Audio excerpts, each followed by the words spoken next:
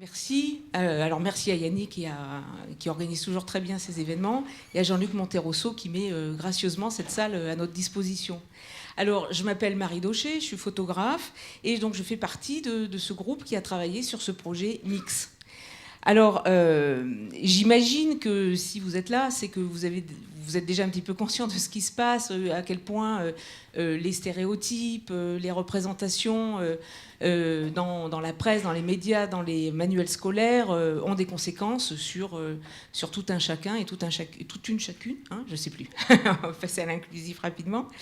Et donc, moi, ça fait très longtemps que je réfléchis là-dessus. Et il y a 3 ans, j'avais été voir Gilles Taquet, qui dirige l'agence Photo Non-Stop, parce qu'on se connaît. Et on avait évoqué ce sujet. Et pendant qu'on en parlait, on avait fait une recherche sur justement les enfants qui vont chez le médecin. C'est un sujet qui est la santé des enfants et de façon récurrente évoqué dans des magazines, dans des différentes communications.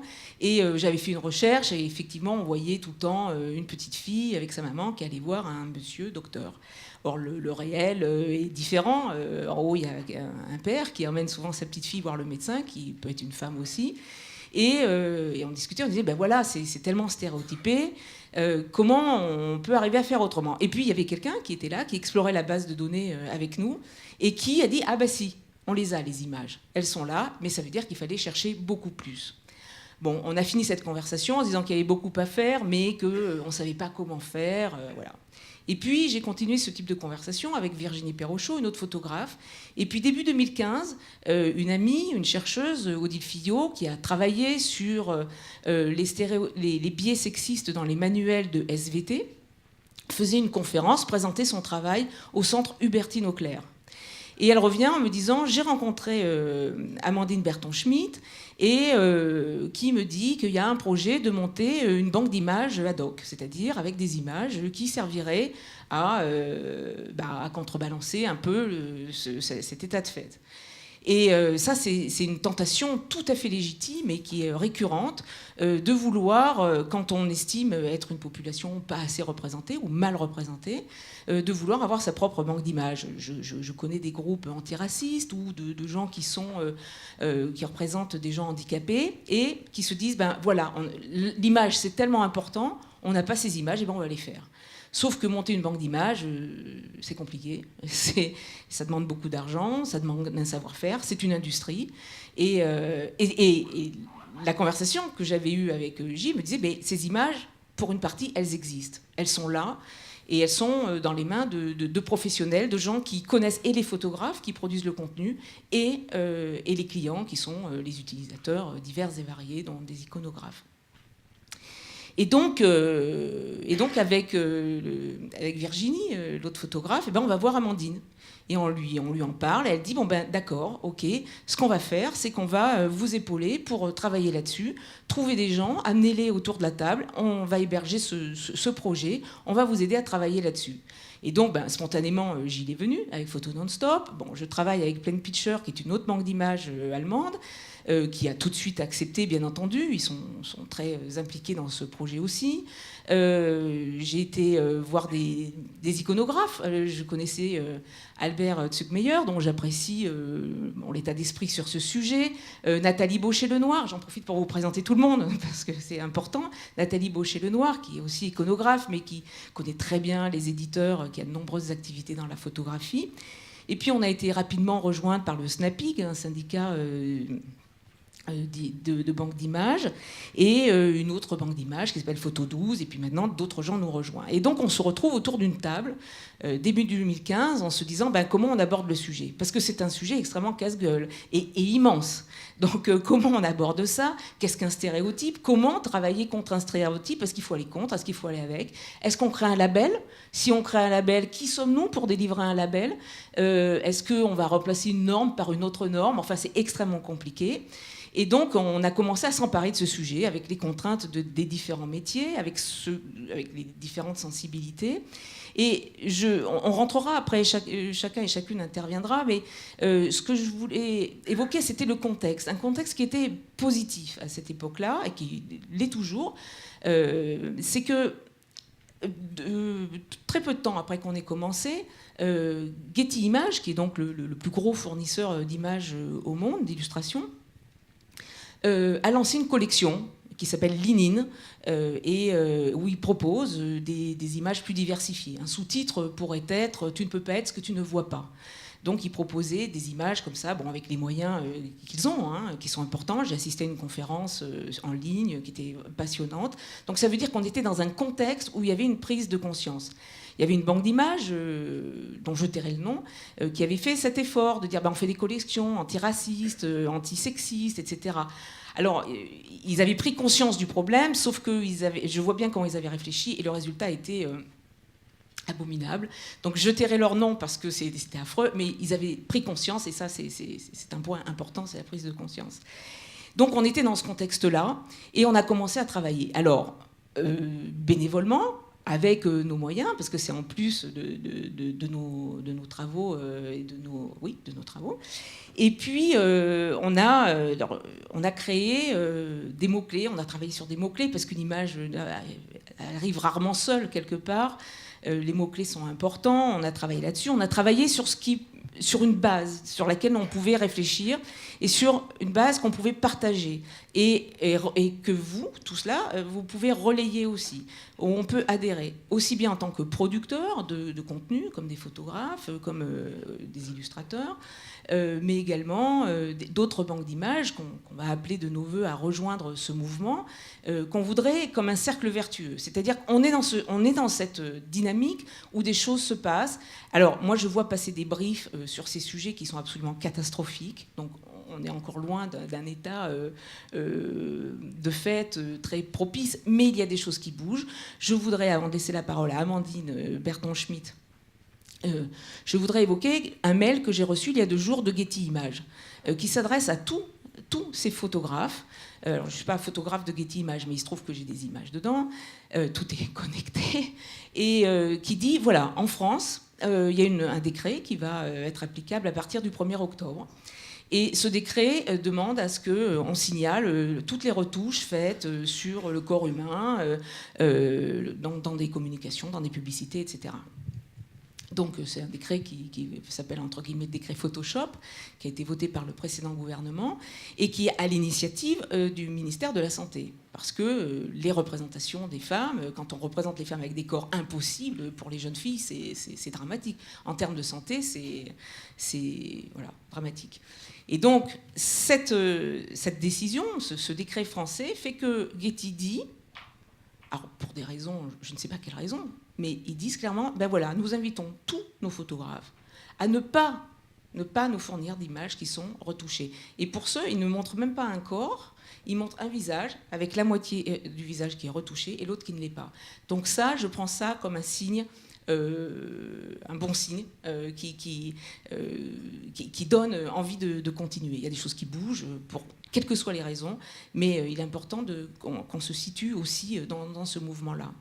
Voilà, je vais vous lire le manifeste, qui est assez court, et après je laisse Amandine, tu peux t'installer hein, si tu veux. Voilà. Donc voilà, on a une charte aussi que vous trouverez dans les documents, mais le manifeste, il est là, c'est-à-dire ce qu'on propose, et ce à quoi on invite chaque acteur de ce marché et actrice de ce marché à réfléchir et à s'engager. Chaque image exprime la diversité des vies humaines. Chaque image est unique, elle est le fruit d'un point de vue. Chaque image est multiple et porte en elle de nombreuses interprétations. Chaque image est comme un être humain, singulière et plurielle. Nous, professionnels de l'image, affirmons que les représentations des femmes et des hommes ne doivent pas être des carcans limitant le champ des possibles des individus. En tant que professionnels de l'image, nous affirmons que les hommes et les femmes doivent pouvoir se projeter dans des représentations diversifiées qui leur permettent de se construire et d'évoluer. Nous nous engageons à agir contre les stéréotypes sexués dans les images que nous produisons et diffusons. Rendre facilement accessibles des images non stéréotypées et ou promouvant des rôles non traditionnellement sexués. Promouvoir ces images et leur diffusion par l'utilisation du mot-clé mix. Créer de nouvelles images qui respectent ces engagements. Sensibiliser et former à la lecture d'images, au repérage et la déconstruction des stéréotypes sexués dans les représentations visuelles. Voilà, c'est simple. Après, il faut réfléchir très concrètement. Mais voilà les bases de travail sur lesquelles on a travaillé depuis 2 ans. Voilà, je vous remercie. Maintenant, c'est Amandine. Bonsoir à toutes et à tous. Donc, je suis Amandine Berton-Schmidt. Je suis chargée de mission éducation au Centre Bertine-Auclair. Le Centre Bertine-Auclair dont Marie a parlé, c'est le Centre francilien de ressources pour l'égalité femmes-hommes. On accompagne toute personne ou toute structure qui souhaite monter un projet en faveur de l'égalité en Île-de-France. Dans le champ de l'éducation, on fait un tas de choses, mais on mène depuis maintenant 2011 une étude par an sur les représentations sexuées et sexistes dans les manuels scolaires. On a travaillé sur les manuels d'histoire du lycée, les manuels de mathématiques du lycée, les manuels de français du lycée et les manuels de lecture du CP. Et on devrait sortir d'ici quelques semaines ou mois, j'espère, une étude sur les manuels de cette nouvelle matière au titre déjà prometteur, l'enseignement moral et civique. Voilà, et donc à travers ces études, on a pu toucher du doigt la réalité dont parlait à l'instant Marie, et faire le constat d'un certain nombre de représentations stéréotypées et puis d'un certain nombre de mécanismes que je vais vous présenter brièvement en guise de cadrage à ce projet et à cette démarche. Il me semble qu'on peut résumer la chose, et Marie l'a déjà dit, pourquoi travailler à la diffusion d'images non stéréotypées, diversifiées et non excluantes ? Parce que ça permet d'ouvrir le champ des possibles, ça permet de proposer des images et des modèles, parce qu'évidemment, il s'agit de se projeter dans ces images variées. Être visible, c'est exister. J'aime beaucoup le slogan de l'INIL. Et puis, parce que la tâche est grande. Et donc, c'est ce que je vais essayer de vous montrer dans les quelques minutes qui viennent. Cela va peut-être vous sembler un peu caricatural. On est resté jusqu'à maintenant sur quelque chose de très positif. On finira sur quelque chose de très positif, rassurez-vous. Mais il me semble qu'il est important d'avoir en tête un petit peu d'où l'on part et pourquoi cette démarche mixte a du sens, et elle a du sens aujourd'hui, notamment parce qu'il y a du travail. Alors, il nous semble que cette démarche, elle s'inscrit dans une volonté de lutter contre l'invisibilité, contre les stéréotypes, contre des phénomènes de cantonnement des uns, des unes et des autres, contre une certaine uniformité et contre aussi une tendance à l'hypersexualisation. Et là, pour le coup, ça touche les femmes. Alors, quelques exemples, évidemment, on pourrait en donner énormément. Je vais me centrer, vous l'avez probablement vu dans la charte. La charte, le préambule de la charte propose un petit état des lieux dans 3 domaines, les médias, la publicité et les manuels scolaires. Donc, je vais essayer d'alterner ces trois aspects. Invisibilité dans les manuels scolaires, c'est assez simple. Si je ne devais retenir qu'un chiffre, les femmes ne représentent que 5% des auteurs étudiés dans les manuels de littérature, ou elles ne représentent que 3% des biographies qui sont présentées dans les manuels d'histoire. Donc là, on se dit qu'il y a un petit peu de marge de progression, et visuellement, ça donne ça, des frises qui vont de l'Antiquité au XXe siècle, avec que des auteurs masculins, à l'exception, je vous le dis parce qu'on ne le voit pas très bien, de la poétesse Marceline Desbordes-Valmore. Et puis du côté des artistes, aucune femme, encore une fois, l'Antiquité à nos jours, même si les femmes sont représentées sur un certain nombre de tableaux. Là aussi, il y aurait beaucoup à dire en termes d'analyse des représentations. Invisibilité dans les médias, la parole des femmes et la présence des femmes. Vous faites une expérience très simple, vous ouvrez Le Monde d'aujourd'hui ou Le Parisien d'aujourd'hui ou le 20 minutes d'aujourd'hui et vous comptez le nombre de femmes nommées sur les photos qui bénéficient d'une légende avec un nom. Je pense que, et vous faites la même expérience pour les hommes bien évidemment, les décalages sont encore très criants. Là, je vous ai pris évidemment le pire, les unes de l'équipe, où là encore, le domaine du sport est évidemment finalement un assez bon catalyseur de l'absence des femmes et dans le sport et dans les médias et dans le business au sens large. L'invisibilité, alors là, dans la presse, encore une fois, c'est un article qui est paru dans Le Parisien au moment de l'attribution du prix Nobel de médecine au professeur Montagnier et le professeur Barré-Sinoussi. Eh bien, donc déjà, je vous invite à ne pas lire tout de suite la légende, hein.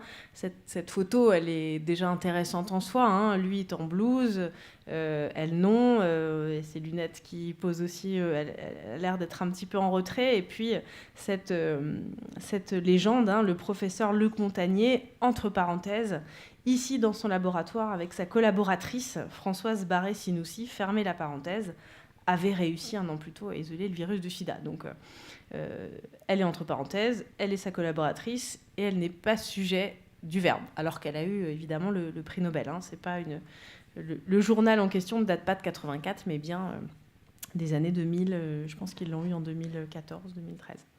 Donc là encore, invisibilité, une autre forme d'invisibilité. Stéréotypes, les manuels scolaires en ont encore un certain nombre. C'est pas de la photo, mais ça reste de l'image. Un manuel de mathématiques de terminale S, hein, c'est intéressant aussi de resituer les images dans un contexte quantitatif un peu plus général. Hein. Un manuel de mathématiques de terminale, vous imaginez bien qu'il n'y a pas énormément de photos, il n'y a pas énormément d'images et il n'y a pas énormément d'images de personnages humains. Et donc le peu de personnages humains, et notamment féminins, on ne va pas les retrouver devant un tableau d'équations ou devant une paillasse d'expérience ou devant un ordinateur, mais devant un miroir. Et donc cette jeune fille se dit, ils disent tous que je fais un complexe, mais je le vois bien, j'ai encore grossi, pour illustrer la petite introduction sur les nombres complexes qui sont donc au programme de terminale. Donc voilà, là aussi je ne vous ai pas mis le plus fin. On continue là aussi dans la non-finesse, mais il me semble que justement ça reflète assez bien aussi ces images extrêmement caricaturales qui peuvent assez vite circuler dès qu'on parle d'enfance, dès qu'on parle de rose et de bleu, de qualité, ou en tout cas vraiment sur des choses extrêmement simplistes. Et donc là, ces fameux body petit bateau qui résumaient l'attribution sexuée et très hautement hiérarchisée entre les filles et les garçons. Hein. Vous voyez bien que être rigolote, coquette et amoureuse, c'est pas tout à fait pareil qu'être robuste, vaillant et rusé. Il me semble que socialement, ça n'a pas tout à fait la même valeur. Les stéréotypes toujours, une ancienne campagne, mais pas si vieille, 2011, de recrutement de l'éducation nationale, avec Laura qui a trouvé le poste de ses rêves et Julien qui a trouvé un poste à la hauteur de ses ambitions. Ça marche très bien en analyse d'image avec de jeunes élèves ou avec des adultes. Comment c'est cadré, quelles sont les couleurs utilisées, quels sont les mots bien évidemment utilisés. Lui, il a un travail sérieux quand même. Il travaille la nuit, il a un ordinateur, il a une chemise, alors qu'elle, on a l'impression qu'elle bouquine dans sa cuisine. Donc, et le sous-titre, vous le voyez peut-être pas, mais c'est l'avenir qu'elle a toujours envisagé, alors que lui, c'est la concrétisation de son projet professionnel.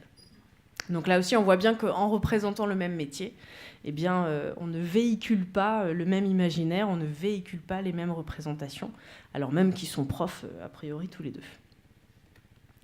Le cantonnement, évidemment, le stéréotype fait que, là je vais très vite, mais le stéréotype referme en lui-même des phénomènes de cantonnement et d'invisibilisation. On pourrait en parler très longtemps.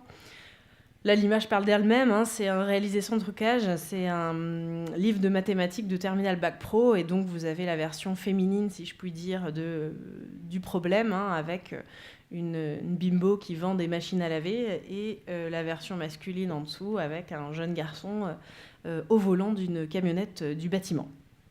Et puis pour rendre aussi de manière, objectiver aussi ces phénomènes de cantonnement dans les manuels du CP. On a catégorisé l'ensemble des personnages qui étaient représentés en situation professionnelle. Et bien, les femmes ne représentent à chaque fois elles sont toujours minoritaires, quelle que soit la catégorie représentée, y compris l'enseignement, alors que l'enseignement primaire en France, c'est 85% de femmes. Et même là, elles sont à 45%. Et puis, on retrouve toujours ce 3 ou 5% sur les sciences. Donc, c'est toujours assez intéressant de constater qu'en tout cas, on ne dépasse jamais les 5% de femmes scientifiques, que ce soit dans les manuels de CP, mais aussi dans les manuels de mathématiques ou dans les manuels d'histoire. Cantonnement au corps, et là, c'est pas nous qui l'avons découvert, c'est des années et des années d'études sur la littérature jeunesse qui nous ont montré les petites filles plutôt à l'intérieur et les petits garçons plutôt à l'extérieur, avec cette exploration de l'espace d'un côté et ce repli vers la sphère intime et le repli sur soi de l'autre. Donc là, encore une fois, ce sont des manuels extrêmement courants, hein. C'est pas des vieux manuels, ce sont les derniers en circulation. Quatrième idée, la question de l'uniformité. Marie a commencé à en parler, hein, évidemment, l'uniformité des corps. Évidemment, l'exemple le plus manifeste, c'est celui de la presse dite féminine, hein. Le rapport Reiser, qui était un rapport qui avait été demandé à l'époque par le ministère des Droits des Femmes et qui faisait le point sur les stéréotypes et la présence des femmes dans les médias. Et donc ce rapport avait analysé un échantillon, très gros échantillon de presse dite féminine, et on y retrouvait les statistiques suivantes, hein, qui parlent d'elles-mêmes. 86% des femmes représentées sont jeunes, 93% sont minces et blanches, et 50% sont blondes, alors que dans la société française, les personnes blondes représentent à peu près 10% de la population, j'ai lu.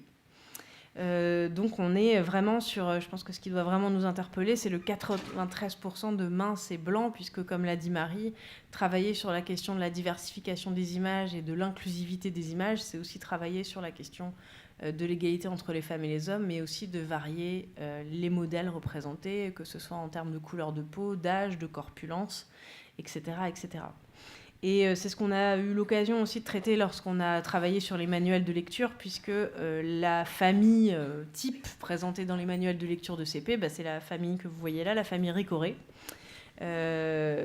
où déjà avoir une fille en aîné et un garçon en deuxième position, c'est déjà un modèle révolutionnaire, hein. On est toujours sur le modèle de 2 enfants, un garçon puis une fille. Et donc, ça ne vous étonnera pas donc, que les familles monoparentales sont totalement absentes et les familles homoparentales totalement absentes également. Donc, il s'agit aussi de travailler sur une diversification des modèles familiaux. Et enfin, j'en terminerai sur l'hypersexualisation, hein. On utilise dans les mouvements féministes ce vocable de femmes troncs ou de femmes tronquées, hein, qui ont pullulé ces derniers temps sur les panneaux publicitaires. Donc cette publicité de Babette est ancienne et elle est maintenant assez connue, hein.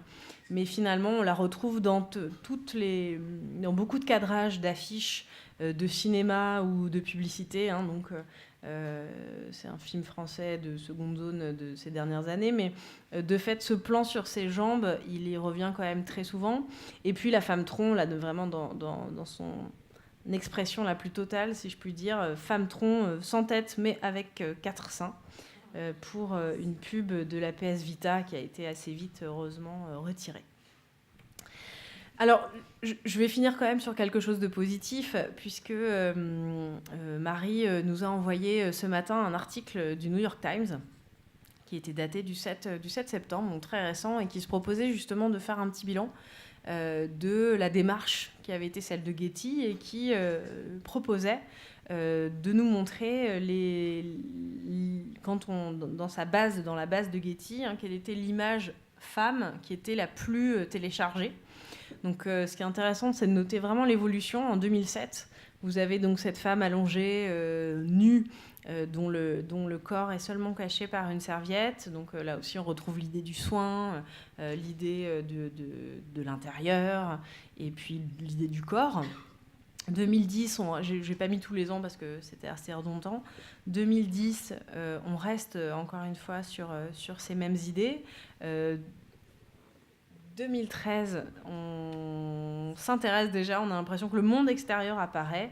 Et puis à partir de 2014, la question du corps qui fait du sport et qui revient avec cette dernière image en 2017. Hein, et donc le titre de l'article, c'est « De la femme objet à la femme déterminée ». Donc au Centre Bertine-Auclair, on n'aime pas trop parler de la femme. La femme, ça n'existe pas vraiment, à part peut-être sur cette image de 2007. Mais bien de parler de femmes au pluriel. Et peut-être qu'avec cette image de 2017, on y arrive effectivement aux femmes qui sont voilà, en tout cas sur la bande du bas, bien plus diversifiées qu'elles ne le sont sur la bande du haut. Et en tout cas, on imagine bien que Mix s'inscrit aussi dans ce mouvement. Et pourquoi c'est si important? Parce qu'on l'a dit, mais on ne le redira jamais assez, parce qu'assigner filles et garçons, femmes et hommes à des rôles de sexe limite leur champ des possibles et leur épanouissement. On est quand même sur des questions d'épanouissement, donc là aussi c'est positif. Car dans le champ professionnel, ça nous conduit à nous priver de nombreuses compétences. Et puis, si on n'éduque pas à l'égalité, on éduque à l'inégalité finalement. Et là, je parle d'éducation au sens très large, d'éducation en tant que telle, mais aussi d'éducation à l'image, d'éducation aux médias, d'éducation populaire, d'éducation permanente. Et donc, il n'y a pas de pente naturelle vers l'égalité. Et donc, on doit pouvoir permettre aux individus d'avoir cet esprit critique et d'avoir de la matière comme Mix va nous en fournir. Je vous remercie.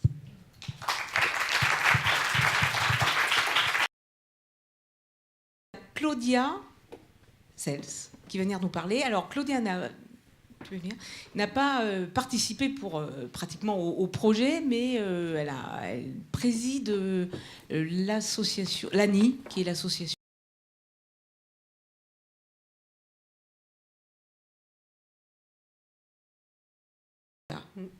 Bonsoir. Donc, oui, comme Marie disait déjà que je suis la présidente de l'Association nationale des iconographes. On regroupe à peu près 250 iconographes en France. J'ai un accent, je suis désolée, je suis allemande, mais ça fait 25 ans que j'habite en France, mais je n'ai jamais perdu mon accent. Et également, je suis la chef photo pour le magazine Management, un magazine économique mensuel. J'ai été prévenue très très tard. Je n'ai pas pu mener une grande enquête parmi nos iconographes freelance, comment ils utilisent les images à un niveau pour éviter des stéréotypes, etc. Je peux par contre vous parler de mon expérience à moi pour mon magazine Management, donc. Et je trouve très bien que ce projet existe. Je trouve que la réflexion est tout à fait justifiée. J'aurais même presque envie d'élargir le propos, non seulement de se concentrer sur des images qui sont stéréotypées hommes et femmes, mais il y a également des aspects raciaux à considérer. Il y a souvent une hystérie de jeunesse qu'on voit dans les médias. Qui n'est pas toujours justifié. Je dois dire que moi, je pense que vous connaissez la mélodie. Je suis seule au service photo du magazine. On a de plus en plus réduit les équipes. Et je ne peux pas chercher toutes les images en agence, donc on a besoin. Donc je dois déléguer beaucoup. Et je fais appel aux filles et hommes dans les agences photo pour me faire les recherches.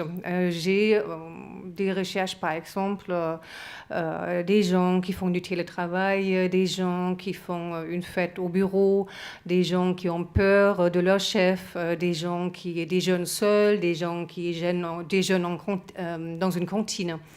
Là où on ne peut pas faire les prods photos, j'utilise des images, des banques d'images.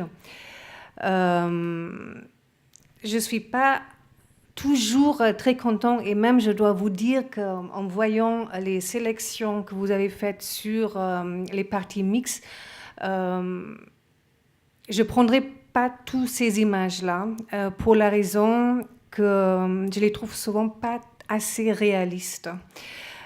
Pour nous, un des critères principaux pour notre magazine, c'est le réalisme, la crédibilité des photos. C'est pas tellement la parité homme-femme qui nous chagrine. En fait, nous avons une très grande partie en lectorat féminin. 40% de nos lecteurs sont des lectrices. Donc, forcément, pour permettre une identité, aux lecteurs de s'identifier, j'essaye de caser beaucoup de femmes dans mes recherches. Par contre, je trouve que dans les images que vous proposez, souvent, il il n'y a pas une crédibilité au niveau du travail. Je trouve que les gens sont souvent trop souriants au travail, on ne voit pas vraiment ce qu'ils font. Ils sont tous heureux au travail. Ça me manque un peu d'authenticité. Je ne sais pas si je me fais comprendre.